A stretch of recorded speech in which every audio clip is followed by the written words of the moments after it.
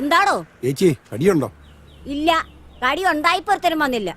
കടി തീർന്നപ്പോഴാ ഓരോരുത്തർ വന്നത്. വൈകുന്നേരത്തേക്ക് കടിയാവോ? 3 മണിയോടെ കടിയാകും, ചിലപ്പോ 4 മണി.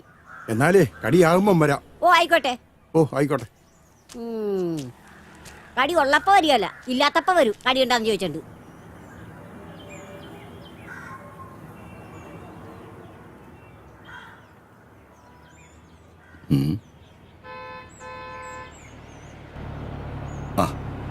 പറഞ്ഞ സമയത്ത് തന്നെ പാരാപ്പാപ്പച്ചനെത്തി.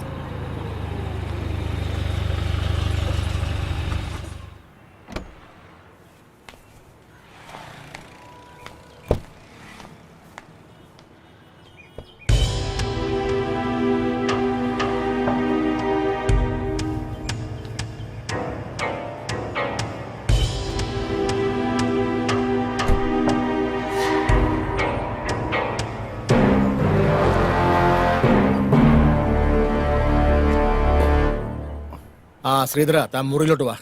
ഓ,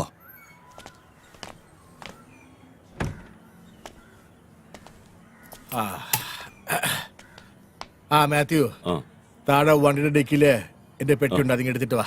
പിന്നെ മുറി പറഞ്ഞിട്ടുണ്ട്. ശരി.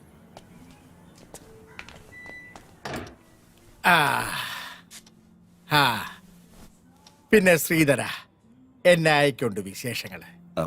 അത് പിന്നെ നോക്കിയാട്ടെ.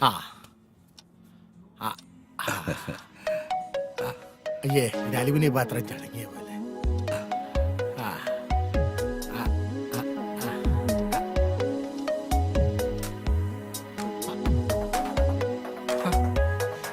ഇതേതാടാ?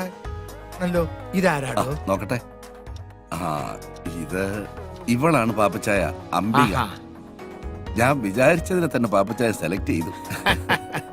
ഇവളുടെ ഭർത്താവൻ ഗൾഫിലാ, വീട്ടിൽ അടയിരുന്ന് മടുത്തു. ഞാൻ നേരത്തെ മുതലേ പാപ്പച്ചായന് വേണ്ടി കണ്ടുവച്ചിരുന്നതാ.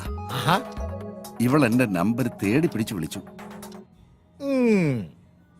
എന്ന് പറഞ്ഞ ഓൾ കേരള ഡിസ്ട്രിബ്യൂട്ടർ താനല്ലേ? പലതിന്റെ റിലീസ് താൻ വഴിയല്ലേ? പക്ഷെ പാപ്പച്ചായന് വേണ്ടി ആലോചിക്കുമ്പോഴാണ് ഞാൻ കുഴയുന്നത്. അതെന്നാടോ? ഓ, പാപ്പച്ചായന്റെ അവസാനത്തെ ആ പണി, അത് പെണ്ണുങ്ങൾക്ക് സഹിക്കാൻ വലിയ പാടാ.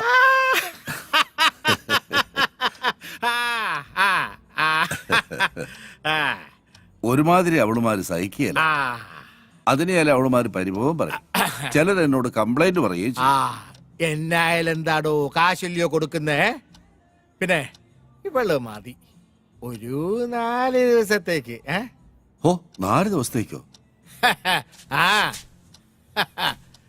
അതെ, വേറൊന്നും കൊണ്ടല്ലടോ.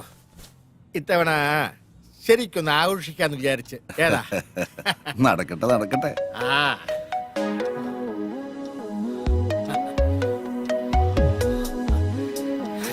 എന്റെ അമ്പി.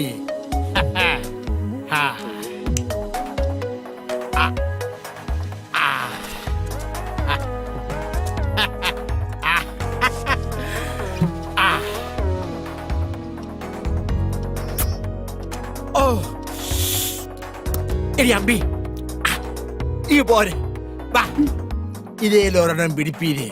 എനിക്ക് വേണ്ട പാപ്പച്ചായ. വാടി. എന്നിട്ട് മൊത്തം പ്ലാനതാ?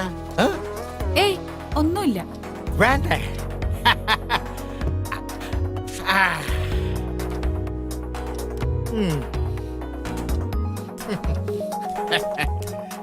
പാപ്പച്ചായൻ എന്നെ എന്നാ വിളിച്ചേ? അമ്പീന്ന്.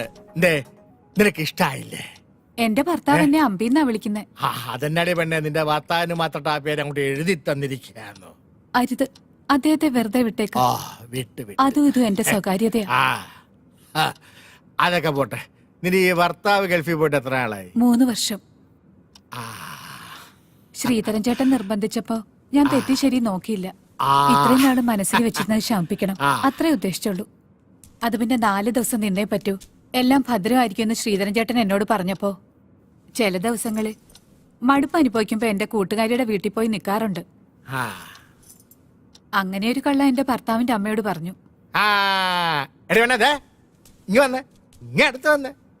ദേ മിടിക്ക മിടിക്ക് ഞാൻ എത്രാമത്തെയാ പാപ്പച്ചായന്റെ ലിസ്റ്റിൽ? ഇതിന്റെയൊക്കെ ലിസ്റ്റ് ആര് നോക്കുന്നത്? കള്ളൻ. ആ എടി പെണ്ണെ നീ അപ്പൊ പോയല്ലേ? അതെ, ഉച്ചയ്ക്ക് മുന്നേ വീട്ടിലെത്തണം, അല്ലെങ്കിൽ ഞാൻ പാപ്പച്ചായന്റെ കൂടെ വരേണ്ടി വരും.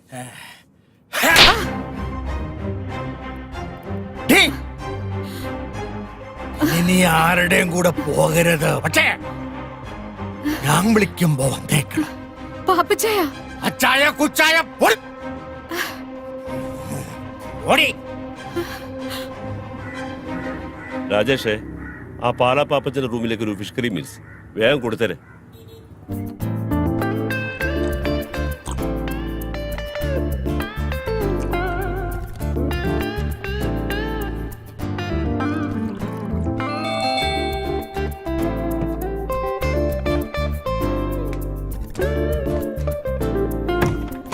ആ ചേട്ടനാ, വാ ആഹാ ഓരോന്ന് ഒഴിക്കട്ടെ.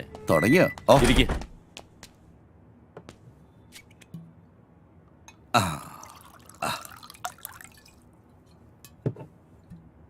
ഞാൻ ശ്രീധരേട്ടനോടൊരു കാര്യം ചോദിച്ചോട്ടെ, പല പ്രാവശ്യം ചോദിക്കണമെന്ന് തോന്നിയിട്ടുള്ളതാ.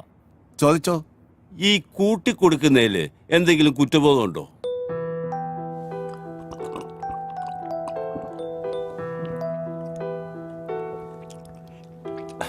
അല്ല, ഞാൻ ചോദിച്ചെന്നേ ഉള്ളൂ. ഇല്ല, ഒരു കുറ്റബോധവും ഇല്ല. ജീവിക്കണം, കൂടെയുള്ളവർ ജീവിപ്പിക്കണം. എന്റെ മോടെ പഠിപ്പ് മുടങ്ങരുത്. അങ്ങനെ ചിന്തിച്ചാൽ എവിടാ കുറ്റബോധം?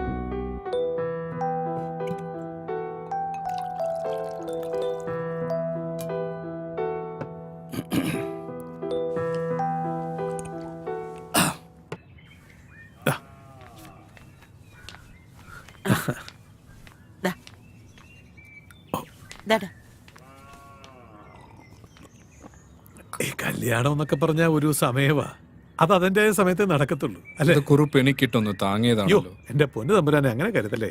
ജ്യോത്സ്യപ്രകാരം അങ്ങനെ ഒരു ചൊല്ലുണ്ടല്ലോ, അതുകൊണ്ട് പറഞ്ഞതാ. ആ അത് പറഞ്ഞപ്പോഴാ ഓർത്തത്, നമുക്കൊരു ജോത്സ്യനെ കാണണ്ടേ ഭദ്ര? അവനിങ്ങി വരട്ടെ ചേച്ചി, നമുക്ക് നോക്കാം. ഉം. അല്ല, വിഷ്ണു കുഞ്ഞ് ബോംബെയിൽ കോൾഗേറ്റ് കമ്പനിയുടെ മാനേജർ അല്ലേ? ഉം. അതിന് പറ്റിയ പെമ്പിള്ളാരെ ആരെങ്കിലും ആലോചിച്ചാ അവർക്ക് ഈ പട്ടിക്കാട് വല്ലതും ഇഷ്ടപ്പെടുവോ? എന്റെ തമ്പുരാനെ, ഈ ഇല്ലൊക്കെ അങ്ങോട്ട് വിറ്റിട്ട് വല്ല ടൗണിലും പോയി നല്ല വീടെടുത്ത് അങ്ങോട്ട് താമസിക്കും. എടോ, എനിക്ക് ഇതൊക്കെ മതിയടോ. അയ്യോ, അവന്റെ കാര്യമല്ലേ, അവൻ വരട്ടെ നോക്കാം. ആ എന്നാ പിന്നെ ഞാനങ്ങോട്ട്. ഉം. ശരി.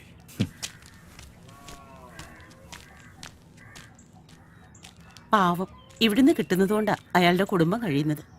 ചേച്ചി ഒന്നും കൊണ്ട് വിഷമിക്കണ്ട, അവൻ അറിയിക്കണതിലും കൂടുതൽ ഞാൻ കൊടുക്കുന്നുണ്ട്. അതല്ലേ അവൻ നോക്കിയും കണ്ടുമൊക്കെ ഇവിടെ നിൽക്കുന്നത്.